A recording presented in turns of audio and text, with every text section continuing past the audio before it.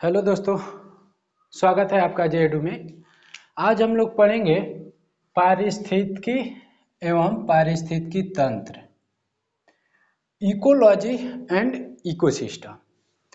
तो इकोलॉजी विज्ञान की एक शाखा है जिसमें किसी जीव और उसके वातावरण के बीच जो संबंध होता है उसी का अध्ययन किया जाता है और उसी को कहते हैं पारिस्थितिकी यानी इकोलॉजी।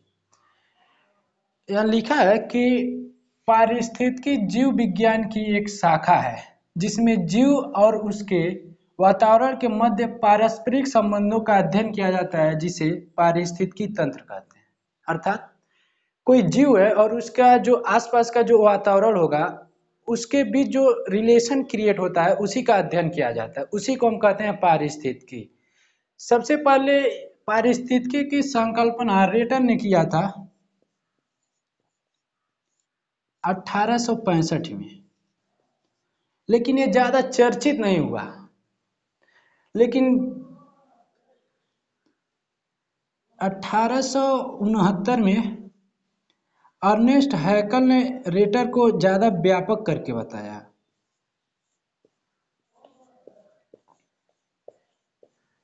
यही कारण है कि 1869 में अर्नेस्ट हैकल ने इकोलॉजी का व्यापक रूप में बताया। इकोलॉजी क्या है, इकोलॉजी की परिभाषा बताए, इकोलॉजी के अर्थ बताए। यही कारण है कि क्वेश्चन यहीं से पूछे जाते हैं कि सबसे पहले इकोलॉजी का संकल्पना किसने दिया था, तो अर्नेस्ट हैकल ने 1869 में।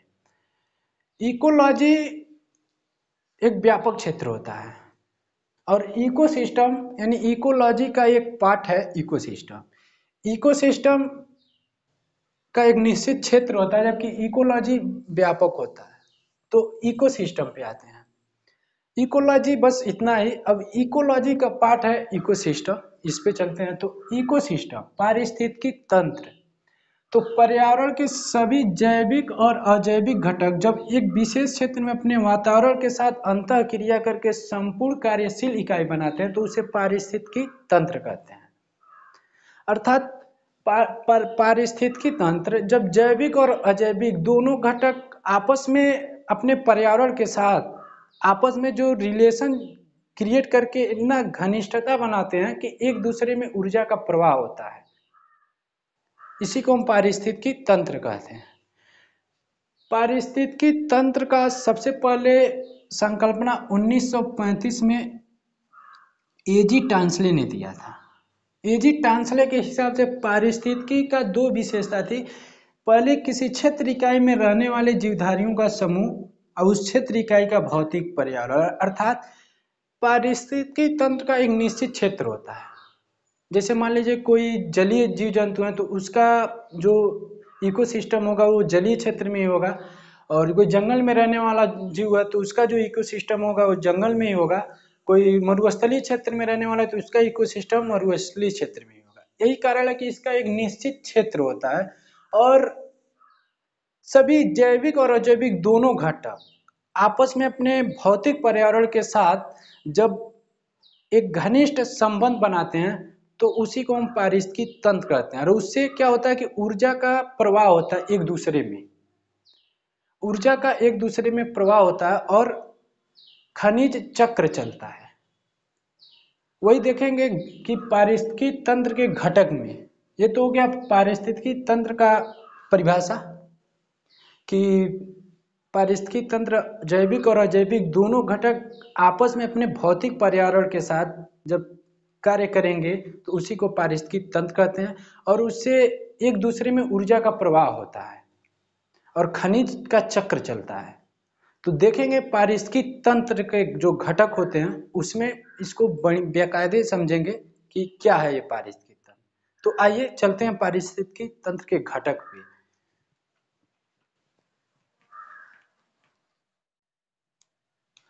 तो अभी हम लोगों ने देखा पारिस्थितिकी तंत्र में, इकोसिस्टम में, कि कैसे जैविक और अजैविक घटक जब अपने भौतिक पर्यावरण के साथ जब क्रियाशील होते हैं तो पारिस्थितिकी तंत्र का निर्माण होता है।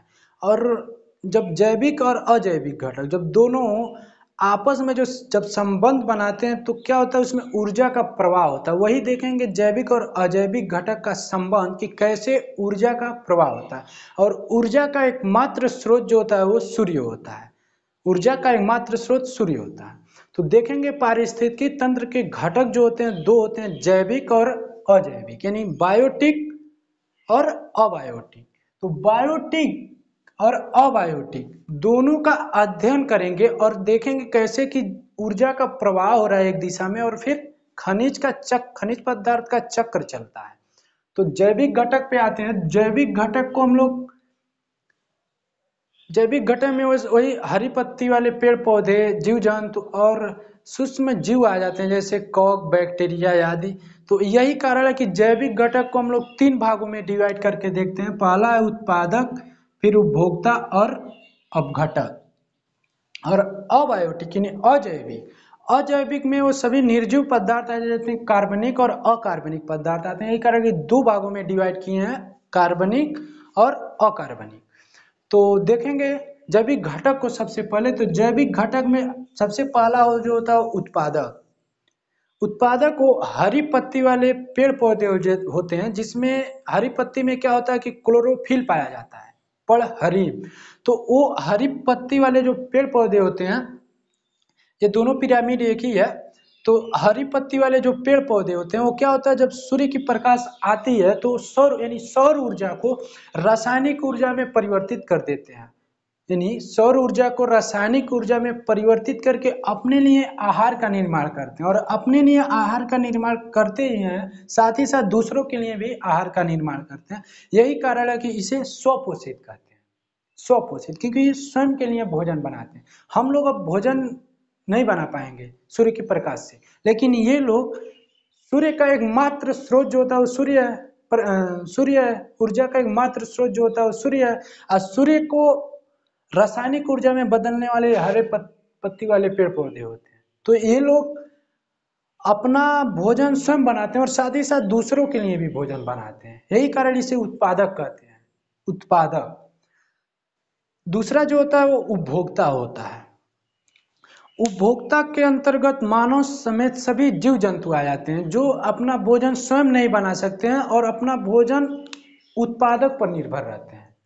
अपना भोजन जो होता है वो उत्पादक पर निर्भर रहते हैं, इसीलिए इसे परपोषित कहते हैं, क्योंकि ये अपना भोजन नहीं बना पाते हैं। और उपभोक्ता को हम लोग तीन भागों में डिवाइड करके देख सकते हैं। उपभोक्ता को हम लोग तीन भागों में डिवाइड करके देख सकते हैं। प्राथमिक उपभोक्ता यानी शाकाहारी जो होते हैं, और दूसरा होता है द्वितीयक उपभोक्ता यानी मांसाहारी जो होते हैं, और तृतीयक उपभोक्ता यानी सर्वाहारी। तो देखेंगे उपभोक्ता को।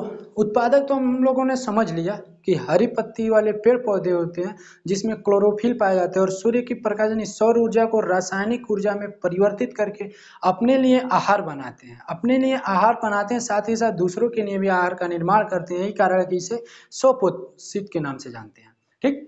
और दूसरा जो उपभोक्ता, उपभोक्ता के अंतर्गत तीन आते हैं। प्राथमिक उपभोक्ता यानी शाकाहारी, द्वितीयक उपभोक्ता यानी मांसाहारी और तृतीयक उपभोक्ता यानी सर्वाहारी। तो आएंगे प्राथमिक उपभोक्ता में यानी शाकाहारी में, तो ये टिड्डा, खरगोश, बकरी और हिरण, ये कुछ शाकाहारी में आते हैं जो सिर्फ और सिर्फ शाकाहारी ही खाते हैं। जैसे उत्पादक पे ये सब निर्भर रहते हैं। ये जो होते हैं प्राथमिक उपभोक्ता, वो सभी उत्पादक पे निर्भर होते हैं अपना भोजन के लिए। और द्वितीयक उपभोक्ता जो होते हैं सांप, छिपकली, मेढक, ये मांसाहारी होते हैं। ये उत्पादक को पर निर्भर नहीं रहेंगे, ये इस पे निर्भर रहते हैं प्राथमिक उपभोक्ता पे।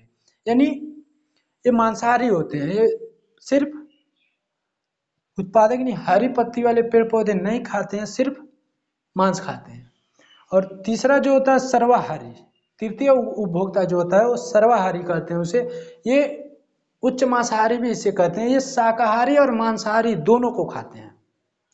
जैसे मानव को देखें तो उत्पादक यानी पेड़ पौधे भी खाता है, और बकरी को देखें, बकरी को भी खा जाता है मानव। तो यानी उपभोक्ता के अंतर्गत तीन आते हैं, शाकाहारी, मांसाहारी और सर्वाहारी। प्राथमिक उपभोक्ता, द्वितीयक उपभोक्ता और तृतीयक उपभोक्ता। और जो सर्वाहारी होते हैं वो उत्पादक यानी पेड़ पौधे जो अपना भोजन तो बनाते हैं, तो क्या अपना भोजन में क्या बनाते हैं? वसा, प्रोटीन और कार्बोहाइड्रेट। पेड़ पौधे जब सूर्य ऊर्जा को रासायनिक ऊर्जा में परिवर्तित करके आहार का निर्माण करते हैं तो अपने लिए आहार क्या बनाते हैं? प्रोटीन, वसा और कार्बोहाइड्रेट। और इसी को हम लोग कहते हैं कार्बनिक पदार्थ। प्रोटीन, वसा, कार्बोहाइड्रेट कार्बनिक पदार्थ हो गया।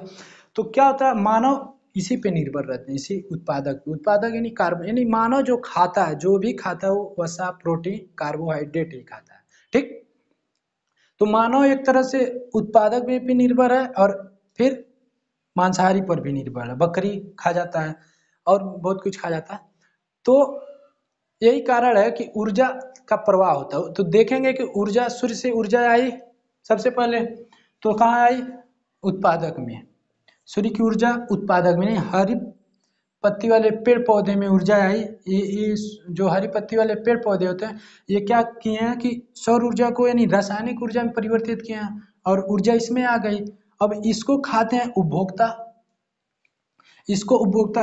हम लोग यही देखेंगे कि ऊर्जा का प्रवाह कहाँ कहाँ पहुंच रही है। इसको खाए उपभोक्ता, उपभोक्ता में सभी आ जाते हैं। जैसे शाकाहारी खा गया, इसमें ऊर्जा आ गई, ऊर्जा इस मांसाहारी खा गया, मांसाहारी इसमें आ गई, फिर सर्वाहारी ऊर्जा यहाँ तक आ गई।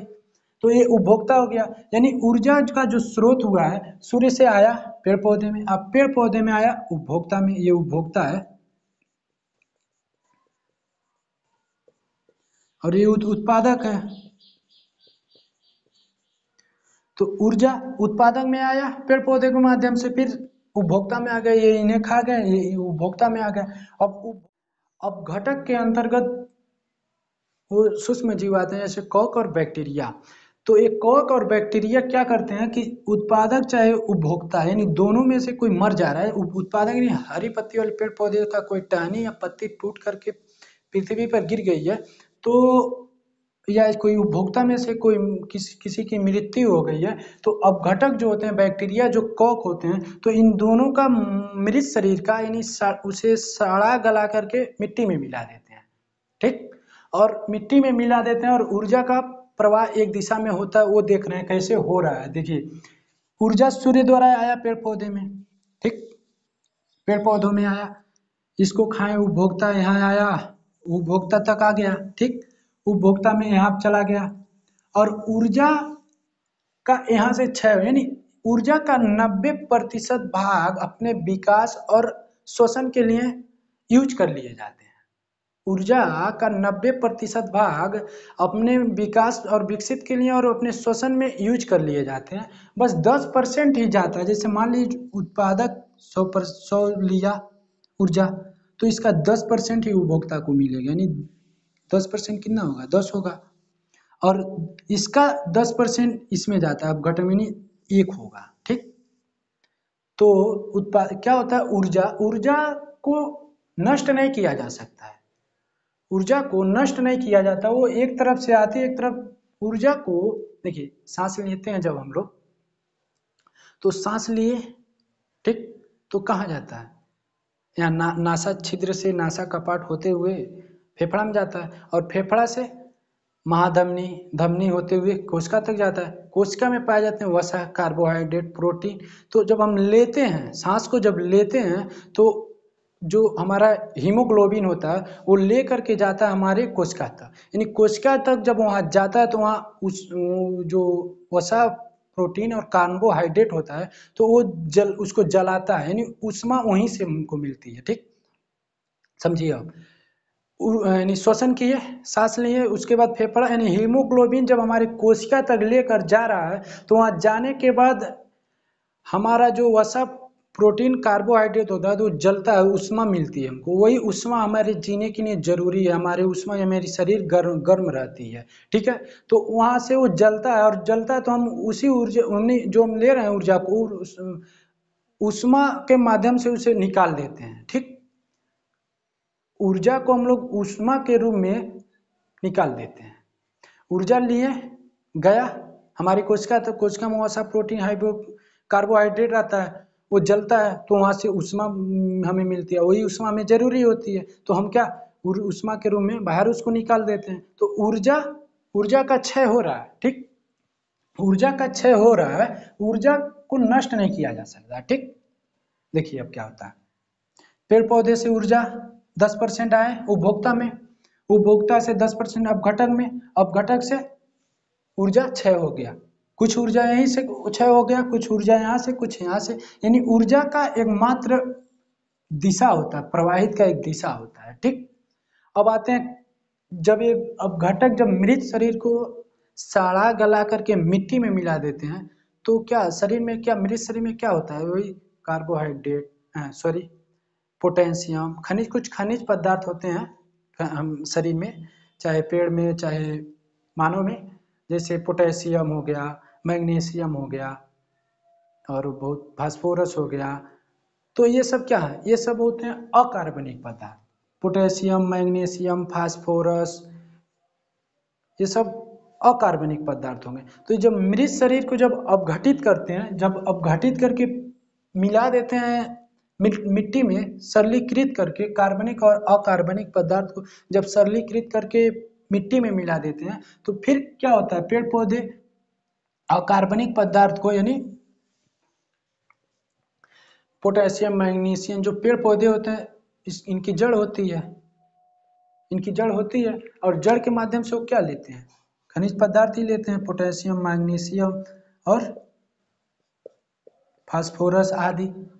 ठीक, तो ये देखिए खनिज का एक चक्र चल रही है,